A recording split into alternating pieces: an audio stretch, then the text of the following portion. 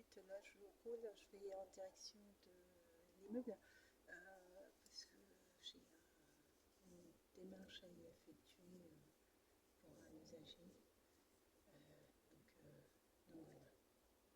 Ça, c'est aussi ce type d'accompagnement, toutes les problématiques liées au logement. Dans les problématiques liées au logement, on a non seulement les squats, mais on a aussi la question de l'insalubrité de certains logements, quoi, en fait.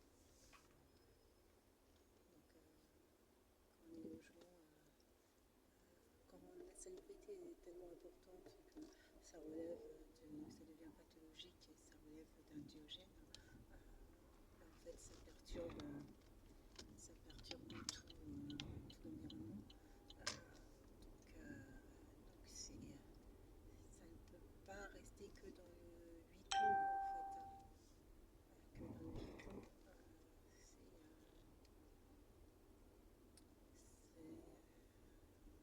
La mairie doit se saisir de ce type de problématique de logement très insalubre.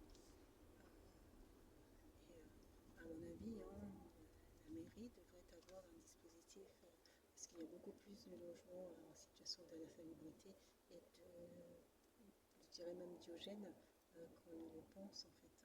Il y en a où ça se voit parce que le tas d'immondices déborde. Il y en a le tas d'immondices va jusque dans les couloirs, en fait, dans les parties communes, donc ça dérange directement. Donc les gens se mobilisent. Et quand ça reste dans l'intimité, des personnes, c'est pas simple de repérer les logements en situation d'insalubrité. Et là, j'ai quelques logements comme ça pour des usagers. J'ai quelques logements où j'accompagne des personnes et les logements sont en situation d'insalubrité, voire diogène. Voilà. Diogène, donc c'est quand même des logements où la complexité, c'est pas complexe, c'est qu'en fait,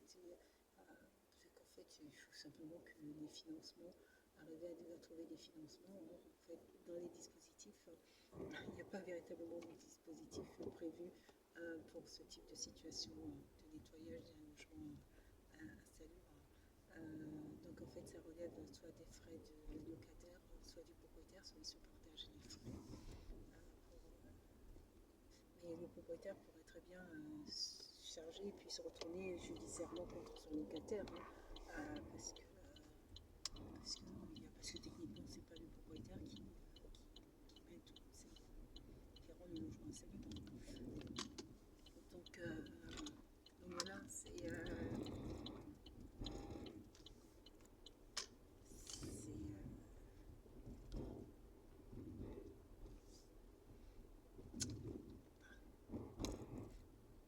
quand les propriétaires sont bienveillants et qu'ils voient qu'il y a de la bonne motivation de la part des personnes, je pense qu'ils sont plutôt ravis. Ils sont plutôt ravis de savoir que la situation va peut-être éventuellement s'améliorer.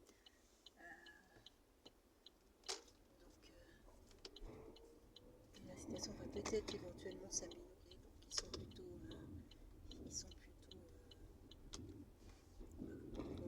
conciliants. Voilà, ils sont plutôt, ils font en sorte que ça se passe bien, même à prendre en charge la moitié, une partie des frais.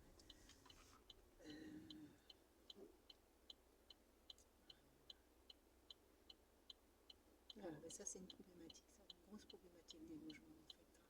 Et c'est pas rare en fait. On ne voit pas que derrière les portes il peut y avoir des choses. Des personnes qui cumulent à la fois des burn-out, des dépressions assez importantes et qui en fait qui après ne vont pas parvenir à se remettre et en fait, ils disent que par exemple le diogène n'est pas une pathologie en tant que telle, c'est un symptôme d'autres pathologies, donc c'est encore un symptôme de la dépression notamment.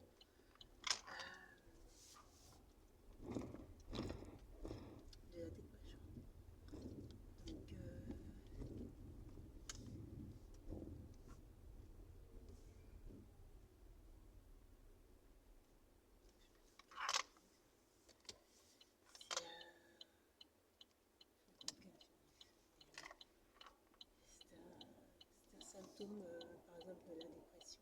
Donc, bon,